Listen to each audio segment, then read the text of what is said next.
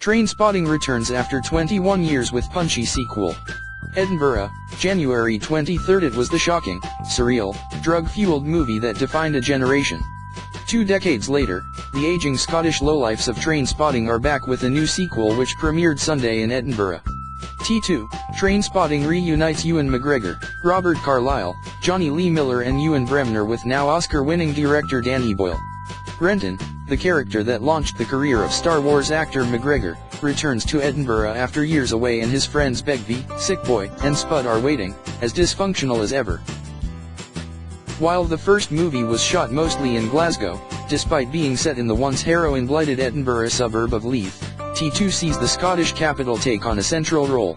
It was lovely to shoot here in Edinburgh, and you feel that Edinburgh is much more of a character in this film than it was in the first one, and it's absolutely right that we are here for the premiere, McGregor told AFP on the red carpet. 2 decades on, Sick Boy, Miller, is a pimp exploiting the wave of gentrification that has swept the city.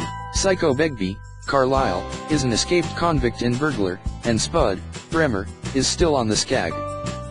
Heroin has been relegated to a bit part behind cocaine and Viagra. Begbie is even more foul-mouthed and menacing than ever, and there are plenty more gut-wrenching gross-out scenes to match Spud's breakfast table surprise in the first movie.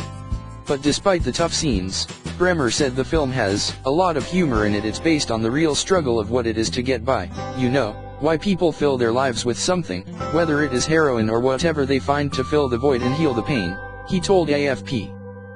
Betrayal and reconciliation. There are references throughout to the first movie, including to its hugely successful soundtrack with a remix of Iggy Pop's Lust for Life.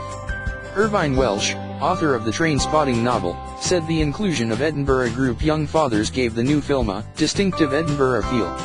They're fantastic artists, and Danny very much saw them as being the voice of Trainspotting too, he told AFP at the premiere. While new voices appear on the soundtrack, Boyle said bringing the earlier cast back for T2 saw them add their 2 decades of experience. Expectations are high after the first film, which was made for just $3 million RM 13.31 million, in 1996, won critical acclaim and grossed over $70 million worldwide.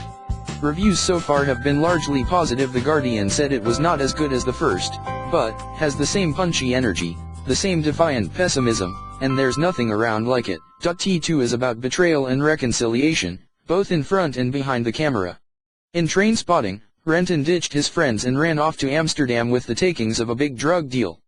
Boyle and McGregor, who worked together on Shallow Grave and A Life Less Ordinary, also fell out after the director cast Leonardo DiCaprio in The Beach. AFP